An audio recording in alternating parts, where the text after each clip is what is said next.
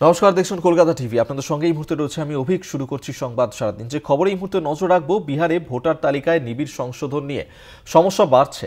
কারা বাদ গিয়েছেন সেই তালিকা দেয়নি এখনো পর্যন্ত নির্বাচন কমিশন, এবং ভোটার লিস্টের পার্ট বদলে যাওয়ায় তুলনা করা যাচ্ছে না আগের তালিকার সঙ্গে। বিহার এসআইআর এর স্বচ্ছতা কমছে, ধোঁয়াশা বাড়ছে। স্পেশাল ইন্টেন্সিভ রিভিশন নিয়ে ক্রমশই কিন্তু জটিলতা তৈরি হচ্ছে, এবং সেক্ষেত্রে এখনো পর্যন্ত বিহারের ভোটার তালিকাতে নিবিড় সংশোধন নিয়ে যে সমস্যা তৈরি হচ্ছে, কারা বাদ গিয়েছেন সেই তালিকা দেয়নি নির্বাচন কমিশন। ভোটার লিস্টের পার্ট বদলে যাওয়ায় তুলনা করা যাচ্ছে না যে আগের তালিকার সঙ্গে বিহারের এসআইআর স্বচ্ছতা কমছে, ধোঁয়াশাও বাড়ছে সেই সংক্রান্ত বিষয় নিয়ে, এবং সেক্ষেত্রে এই ভোটার লিস্টের পার্ট বদলে যাওয়াতেই তুলনা করা যাচ্ছে না আগের সঙ্গে। এবং এখনো পর্যন্ত কারা বাদ গিয়েছেন এই নিবিড় সংশোধনীর পরে সেই তালিকাও দেয়নি নির্বাচন কমিশন। বিহারে ভোটার তালিকাতে নিবিড় সংশোধন নিয়ে এখনো পর্যন্ত জটিলতা কিন্তু অব্যাহতই রয়েছে। স্পেশাল ইন্টেন্সিভ রিভিশন নিয়ে সমস্যা ক্রমশই বাড়ছে। কারা বাদ গিয়েছেন সেই তালিকা দেয়নি নির্বাচন কমিশন। আর কিছুদিন পরেই বিহারে বিধানসভা নির্বাচন রয়েছে, তার আগে এসআইআর নিয়ে ক্রমশই জটিলতা বাড়ছে, এবং এসআইআর নিয়ে স্বচ্ছতা নেই, এবং সেক্ষেত্রে ক্রমশই ধোঁয়াশাও তৈরি হচ্ছে এই সংক্রান্ত বিষয় নিয়ে।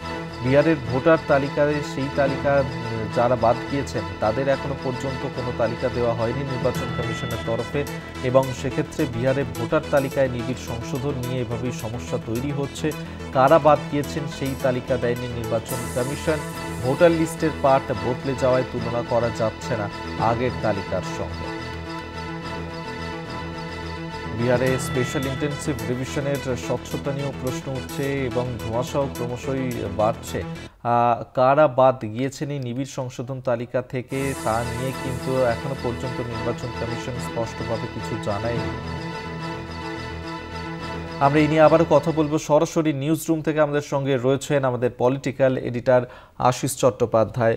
আশিস দা, আচ্ছা দেখো, বিহারের এই নিবিড় সংশোধন, ভোটার তালিকার নিবিড় সংশোধনের পরে যে ভোটার তালিকা প্রকাশিত হয়েছে তাতে দেখা যাচ্ছে ৬৬ লক্ষের মতো কম নাম অন্তর্ভুক্ত হয়েছে।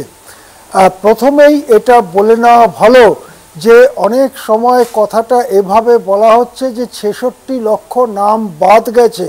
এটা ঠিক নয়। বাদ গেছে ৬৬ লক্ষেরও বেশি নাম।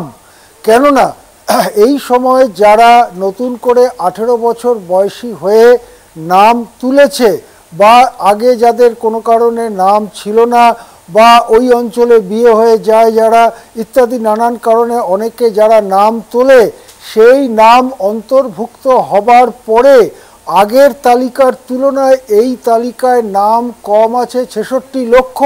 তার মানে বাদ যাওয়া নামের সংখ্যাটা ৬৬ লক্ষর বেশ খানিকটা বেশি হতে পারে। সেটা ৭৫ লক্ষ ৮০ লক্ষ বাদ গেছে। কিছু লোকের নাম যেহেতু যুক্ত হয়েছে তাই কম পড়েছে ৬৬ লক্ষ।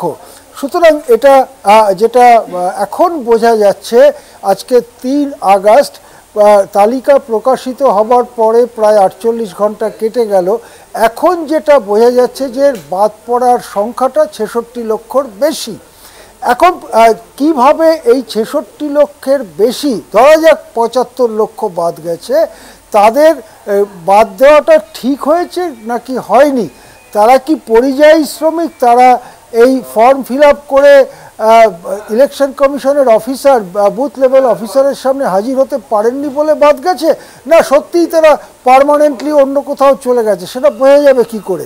ইলেকশন কমিশন বলছে রাজনৈতিক দলগুলোর যে এজেন্ট, যাদেরকে বলা হচ্ছে BLA বা বুথ লেভেল এজেন্টস, তারা খুঁজে দেখবে কারুর নাম যদি থাকার হয় কিন্তু বাদ চলে গিয়ে থাকে, তাহলে সেই সংক্রান্ত আবেদন তারা করবে। আবার কারুর নাম ভুলক্রমে রয়ে গেছে কিন্তু বাদ যাওয়া দরকার, সেই সংক্রান্ত আবেদনও তারা করবে। তার জন্য 30 দিন সময়। কিন্তু এক্ষেত্রে বাস্তবত কতগুলো সমস্যা এসে দেখা দিয়েছে। ১ নম্বর হচ্ছে যে পার্ট মানে একটা বুথে যারা ভোট দেয় প্রধানত বা মূলত, একটা বুথে যারা ভোট দেয় সেটা ইলেকশন নির্বাচন কমিশনের ভোটার তালিকায় একটি পার্ট।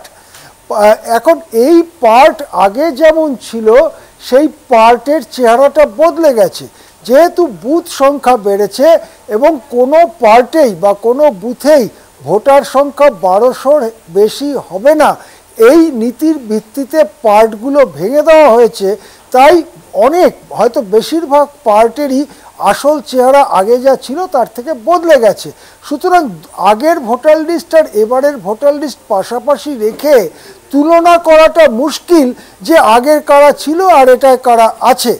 এক্ষেত্রে নির্বাচন কমিশন স্বচ্ছতার স্বার্থে যেটা করতে পারত সেটা হচ্ছে বিধানসভা কেন্দ্র ভিত্তিক এবং ঠিকানা ভিত্তিক কাদের নাম ছিল এবং এই তালিকায় নেই, বাদ গেছে, তার একটা তালিকা যদি আলাদা করে প্রকাশ করত তাহলেই স্পষ্ট হতো যে যাদের নাম বাদ গেছে তারা সত্যি মৃত বা পার্মানেন্টলি অন্য জায়গায় চলে গেছে বা